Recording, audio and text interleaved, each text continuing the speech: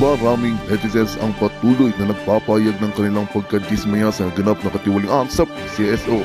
At matapos ang ilang araw na tuklasan ng mga netizens ang mga pangyayari sa likod ng insidente, nagpapakita na tila may malaking bahagi sa katiwalian ang unang ginang na si Liza Marcos. Natuklasan nila kung sino ang responsable sa pamamahala ng loto at ayon sa mga ulat, isa sa mga taong konektado kay Liza's Mags ang nagpapatakbo ng bidding para sa prangkisa ng PCSO Lotto. Kaya't maraming aligasyon ang kumakalat tungkol sa pang-aabuso sa kanilang posisyon upang impluwensyahan ang resulta ng loto. Ang paggipit sa pera ng PCSO ay patuloy na ikinakalat ng balita at patuloy na naglalabasan ng mga detalye tungkol sa katiwalian. Lumalabas na ang mga tiwaling transaksyon ay hindi lamang simpleng pagkakamali kundi sistematikong pang-aabuso sa kapangyarihan. Sa gitna ng mga aligasyon, maraming nagtatanong kung paano maaaring mapanagot ang mga sangkot sa katiwalian na nagdulot ng malaking pinsala sa publiko at sa mga benepisyaryo ng PCSO. Sa pag-aaral ng mga kaganapan, lumalabas ang katiwalian sa PCSO ay hindi lamang bunga ng mga individual na pagkakamali kundi ng isang mas malalim na sistema ng katiwalian.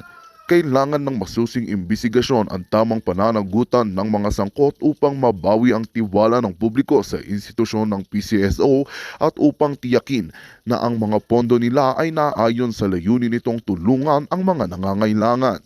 While ito nga ang balitang ating pagkakatutukan, ngunit bago ang lahat siguraduhin mag-subscribe at i-hit ang notification bell para sa patuloy na pagtutok sa mga sulyap ng bagong balita sa tunay na boses ng masa.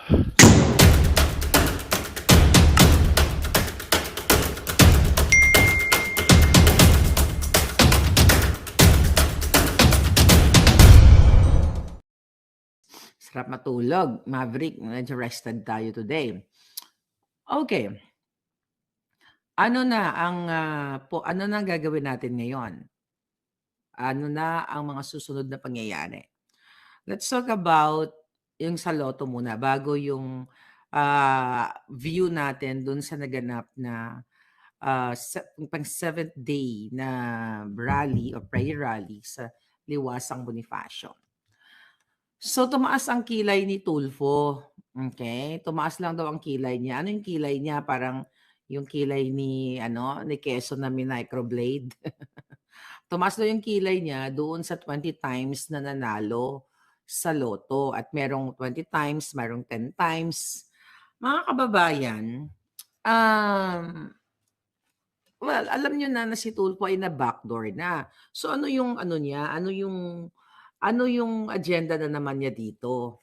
Okay? Dahil nakuha niya na daw yung listahan ng mga winners, mga kababayan. So, ang tapang-tapang niya sa mga yung mga away kanto, away ng pamilya, away ng mga kachipan diyan sa kanyang show.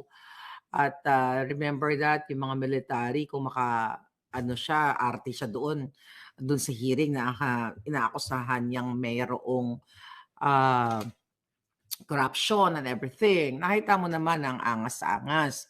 Pero pagdating dito kay Lisa Marcos at kay Milyonaryo, ay tumaas lang yung kanyang kilay. Kaya sabi ko, ano yung kilay mo? Yung microbladed? Ganon-ganon na lang ba ang iyong ang kanyang sasabihin? Mga kababayan, ito ay message sa inyo. Okay? Kakausapin ko kayo ng puso sa puso. Okay? Utak sa utak kung meron pang natitira at hindi pa bangag, okay, ang taong bayan. 433 winners in 2022. Pagpasok ni Kuting, deadma ang gobyerno. Walang ginawa, hindi pinaalam kung sino yung 433 winners hanggang ngayon. Naghiring-hiring dyan sa Senado, Kongreso, pero mga pahapyaw lang na hearing, ayaw kastiguhin ni Marcos Jr. kasi kasabwat siya. Kasabwat si Lisa Araneta Marcos. At tahasa din, inakusahan yan o sinasabi ni Sandra Cam doon sa rally. Okay. Ulitin ko, masayang-masaya ako kahit gigil ako sa mga buwaka ng ina na binababoy kayo. Masaya ako kasi dumarami na tayong nagsi-speak up, nagsasalita. 433 winners na nanalo sa Lotto in 2022. Last year, yung expenses na milyon-milyon ng PCSO na dapat hindi gano'n kalaki yung kanilang expenses, operating expenses, na hindi naman nagbigay ng malaking revenue, okay, sa tao, sa gobyerno. Paano nga naman makakabigay ng revenue malaki yan dahil instead na mapupunta sa kaba ng bayan, yung mga hindi naman talaga napanalunan ng mga winners, ay napunta sa bulsa ni buwaka ng inang Lisa at Mel Robles o Milyonaryo. I am appealing to your hearts, to your, senses, bilang Pilipino, bilang tao, bilang hindi tanga, bilang nakapag-aral kahit elementarya lang. 2022 binababoy na tayo. Last year, maya-maya may nagpapanalo sa Lotto. This year, 2023, 2024, 'di ba? Maya-maya. Ngayon mayroong revelasyon si Tulfo na mayroon daw 20 times na nananalo sa Lotto at mayroong 10 times. Right. Anong ibig sabihin nito? Ibig sabihin nito, mga palangga, kumbaga sinasampal na kayo harap-harapan. Binubugbog na kayo ng bonggang-bongga, 'di ba? Binabastos na kayo harap-harapan. Tanga ka pa rin. Hindi ka pa rin kikibo. Maniniwala ka pa rin sa PCSO, maniniwala ka pa rin kay Budol, kay Marcos Jr. na merong may tiwala ka pa rin, may kredibilidad pa rin ba sila? Wala silang kredibilidad. Puro korupsyon. Tapos, mga kababayan, itong si Tulfo, baka nagpapapresyo lang ng malaki kasi tumaas lang yung kilay. Kilay lang ang tataas niya. Sabi ko nga, ang kanyang press release, ang kanyang portrayal sa kanyang mga show, sususugi, talagang aanuhin niya, papahiyain niya at gagamitan niya ng power ng katotohanan ng batas para panagutin ang mga taong nang aapi. Pero bakit tiklop ang kapiranggot na pitoy ni Rapi Tulfo? Ang supot na pitoy ni Rapi Tulfo, bakit tumitiklop sa usaping PCSO? Usapin dito sa Lotto na ang biktima dito ay ang kayo, palangga, mga Pilipino na umaasa na kayo ay manalo dyan sa Lotto na yan. Kahit naman din ako, tumataya din ako ng Lotto ng bonggang-bongga dito sa Amerika. At even before, paminsan-minsan sa Pilipinas, kasi umaasa tayo na may hulog ng langit na manalo tayo. Pero sa ilang milyon chance, I mean, not million, sa kakaperanggot na chance ng isang tao na para manalo, sa Lotto, ay inagaw pa ni Lisa Araneta, inagaw pa ni Mel Robles, inagaw ni putang inang Kuting Jr. 20 times, 10 times. Tapos ang press release ng hinayupak na Robles, napanood ko yung interview, pwede naman daw pa-imbestigahan yan. Tangay na puro na naman imbestiga. Tapos, ang sinasabi niya, yung 20 times daw na sinasabi ni Tulfo ay hindi daw yung totoong, hindi daw talaga yun ang nanalo. Claimants lang daw. Nag-claim lang. Let's talk about that. Okay? Panibago na naman kasinungalingan. Okay? Claimants lang daw. So, ang sarap nilang tunawin, di ba? Sabi ko sa'yo, kung mangkukulam lang ako palangga, dedo na silang lahat. Kaya ko silang tunawin kung ako ay may power ng pangtunaw. Kasi sobra na to eh. Sabi ko nga, hindi na to usapin kung sino ang sinusuportahan mo, kung anong political affiliation mo. Ang usaping ito ay pangdarambong, pambubudol, harap-harapan na masakit sa dibdib.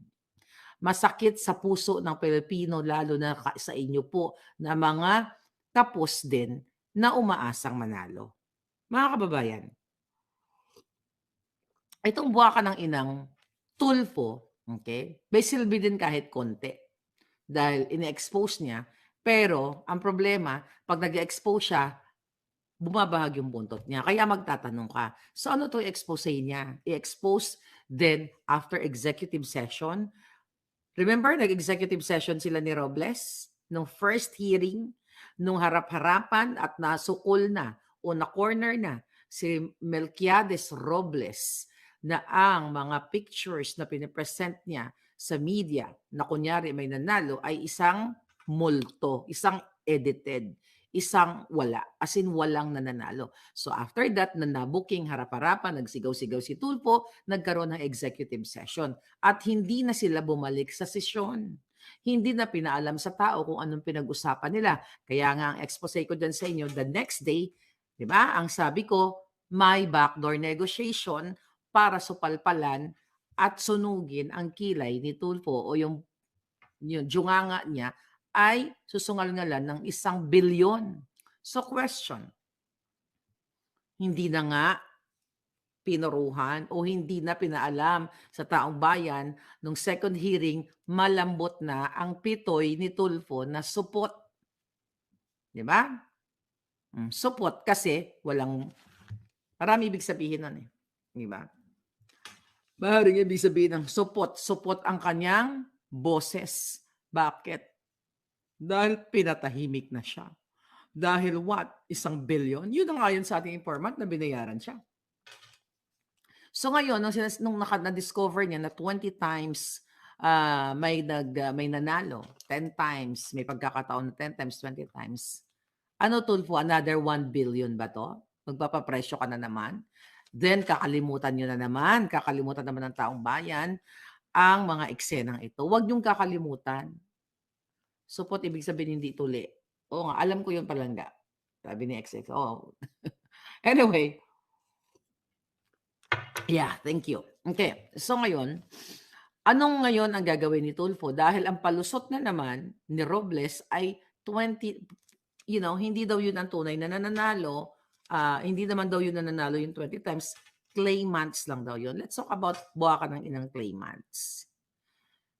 Isang tao claimants 20 times. So itong claimant na ito, kilala niya yung lahat ng yung 20 times. Sige, ibigay natin ang hilig ni Robles. Ibigay natin ang hilig ni Lisa Marcos, ni Lisa Aranetang demonita sa pinaka-demonita ng mga demonyo.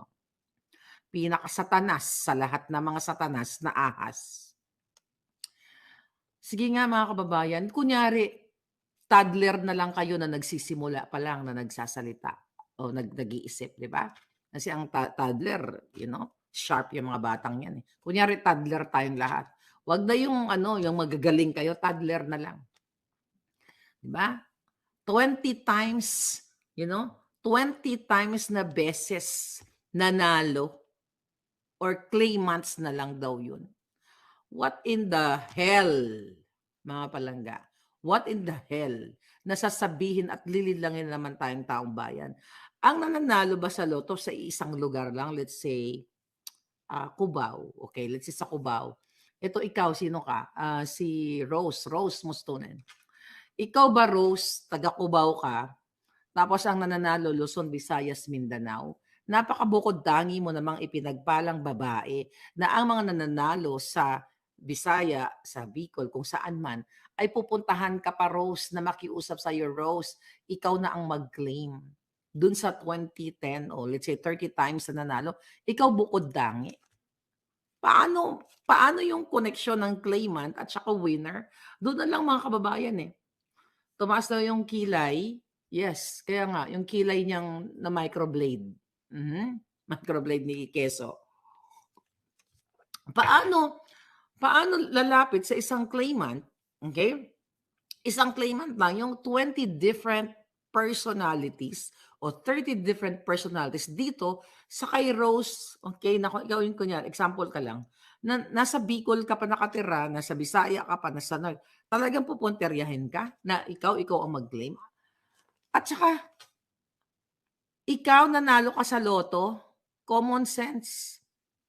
Umasa ka na nanalo, ito na lang palangga eh. Umasa ka, nagtaya ka buong buhay mo.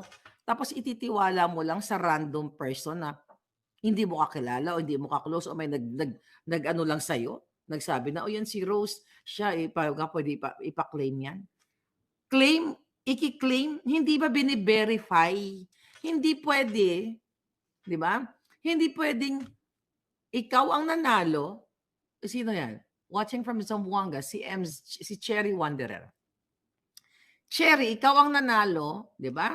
Hindi po pwedeng, well, pinipirmahan yung lotto ticket sa likod, di ba? Pipirmahan mo yan eh.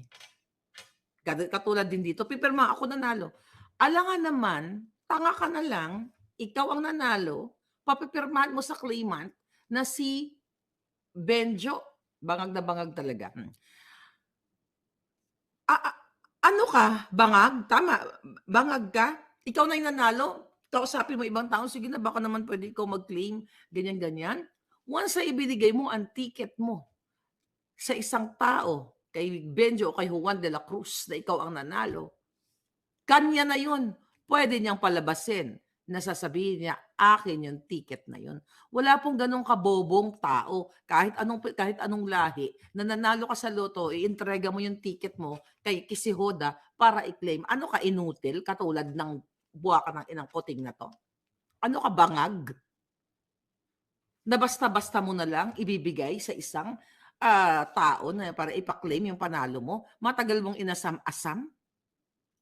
Mga kababayan, religious group, religious leaders, different communities in this world, especially in the Philippines, kailangan yung lumabas. Okay? Alam ko nagpahinga ngayon ang ating mga kabataan na nag-speak up diyan. Pero hindi po ibig sabihin nun tapos na ang ating pakikipaglaban o ang pag-ere ng ating boses. Ito, malinaw na binababoy kayo ni Marcos Bangag Jr. Malinaw na tinatarantado ni Robles, ni Lisa Marcos, ang 100 million Filipinos. Syunga na lang po kayo. O sayang naman ang pinag-aralan niyo kahit toddler lang ang kahit elementarya lang ang inyong inabot, nabababuyin kayo ng gobyernong ito na paniwalain na yung 20 winners ay, legit or pinaklaim lang. Doon lang tayo iikot, mabubuang ka lang sa kaiisip eh. O gawin natin, dapat maging buang. Ay, yung mga bangag ang ating tultugon ang mga utok. Tultugon lalo para maging bangag ang mga hinayupak na mga buwaka, jutang jenemes na binababoy, iniinsulto, niyuyurakan lahat ang inyong kakayahang mag-isip. Ito ba ang gustong iparating ng gobyerno? Maging syunga tayo, maging bangag katulad nila, maniwala tayo sa kanilang paliwanag na yung 20 times na nanalo ay legit, or ang paliwanag, ang explanation nila, claimants lang daw yun. Ikaw ba, Regina, is she? Siyan si Jill, Erlinda, Johannes. Pag kayo ba nanalo, maghahanap ka pa ng claimant? Nanalo ka na, putang na, pera mo na, hahanap ka pa ng tao. Eh kung yung inuutangan ka nga di ba? Inuutangan ka ng kaibigan mo, kapitbahay mo, di ba? Hindi ka nababayaran dahil for whatever reason. Okay, dinalobo ka. Tapos eto, hawak mo ng pera mo, ibibigay mo pa. Kahit nga sa kapatid, pinsan mo, hindi ka magtitiwala Tama? Kasi pwede kang dorobohin kung may kapatid kang Judas, di ba? O kamag-anak mo. Pwede ka, bakit? Incapacitated ba itong mga winners? Gusto kong giyakin yung jutak ng, kung pwede mo lang giyakin yung jutak. Well, we all know na ang utak ni Mel Robles ay utak kawatan. Kahit giyakin ko yung jutak niya, mga palangga, kahit giyakin ko yung julo ng genemes niya, pag pinag-aralan ang kanilang jutak ni Lisa, makikita sa mga cells nila, ang naka-imprenta dyan, ang nakasulat, pag minicroscopic natin, ginamitan natin ng slide, yung bawat hibla ng kanilang mga jutak, mga cells nila, ang nakalagay dyan, sama-sama tayo maging milyonaryo. Nakawi natin ang pera ng bayan. Panalunin natin ang ating mga sarili. Self-explanatory na yan, mga kababayan, na kailangan ninyong makialam. Kailangan ninyong lumabas sa bawat kalsadang madadaanan ninyo 'pag dumating ang maraming mga Pilipinong magsalita, mag-speak up sa kalsada. We need you to speak up. Kailangan ninyong magsalita. Kailangan natin tanggalin si Marcos Jr. at ang mga kasabwat niya na katulad ni Melquiades Robles at karay-karayin natin ang buwaka ng inang pinakademonyong nalagpasan si Satanas na si Lisa Marcos in a peaceful manner. Pag kayo ay lumabas sa inyong mga opisina, mga eskwelahan, mga ospital, sa inyong mga karenderya, sa lahat kung saan man kayo, at nakisamang magsalita dahil binababoy na tayo ng hinayupak na gobyernong ito. Mga palangga, we will win in this fight. Hindi natin kailangan manakit, hindi mo kailangan magbabang-bangbang. Kasi mismo ang mga tao sa loob ng Malacanang ay nagpaparating sa atin. Sukang-suka na sila sa gobyernong ito. At, sometimes ako gusto ko nang gurgurin ang mga hayop na yan. May naisay gurgurin sa kanilang pwesto. Dahil sa ginagawa sa inyo. Pero, kung nag-stand ako for almost 2 years, nung una kong sinabi sa inyo na ang Malacanang ay pinupugaran ng baba ng ahas at pinamumunuan ni babaeng ahas ni Lisa Araneta Marcos. Nagtiis ako araw-araw, nagjunganga ako dito sa inyo. Pinaliwatig ko sa inyo ang mensahe na ang gobyernong ito ay uubusin ang kaba ng bayan at binabastos kayo, mga kababayan, araw-araw nyo namang nakikita. Lahat ng issue na nakikita nyo, smuggling, pulburon. Kaya araw-araw kong sinasabi sa inyo, nagsawa ba ako sa kapaalala sa inyo na ang gobyernong ito ay hinayupak at babuyin tayong lahat at gigipitin kayo. Hindi lang si Pastor, ako, si Atty. Glenn Chong, si Macanas at marami pang iba ang ginipit o ginigipit. Marami pong even na mga kaibigan nilang ginigipit nila. Kaya huwag kayong matakot. Marami tayo.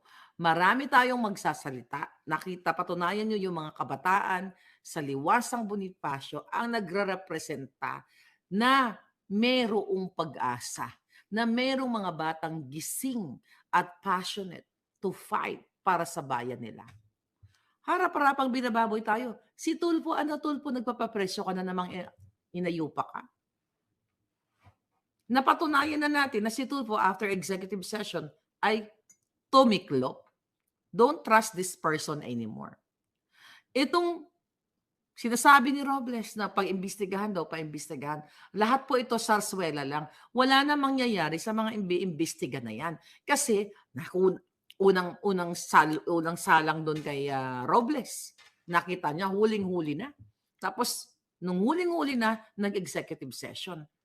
Anong pinag-usapan nila sa executive session na yun? Na, obviously, alam ni Pimentel at ni Tulfo na binababoy lang tayo ni Robles at ng gobyernong ito. Pero dahil vested interest, personal interest, mga kababayan, ay pinalusot niya.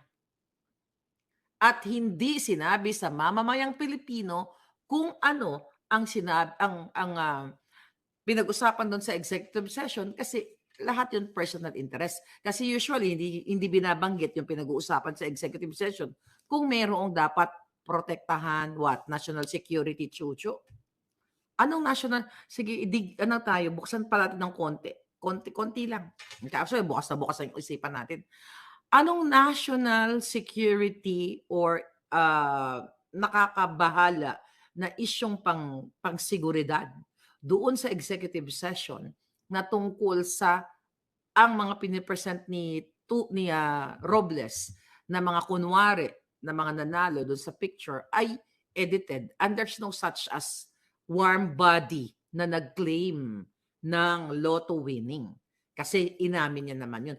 Anong pag-uusapan nila doon sa loob? Anong national security ang involved doon? Wala. Ang involved doon, seguridad para protektahan ang buwaka ng inang Lisa Ahas Araneta Marcos. Lisa Ahas Araneta, Lisa Ahas Araneta, Lisa Ahas Araneta. Yan, maikulalya na ako. Ito ang punot dulo. Ito, sabi nga ni Atty. Glenn, siya ang national problem, siya ang pinakapunot ugat ng kahirapan, ng pambababoy, hindi lang ng smuggling, ng pulburon, kundi ito ang loto ngayon. Anong ginagawa ng kongresista ninyo? Wala. Ini-ignore itong usaping ito. Anong ginagawa dyan sa Senate? Well, nakikita nyo naman, grandstanding.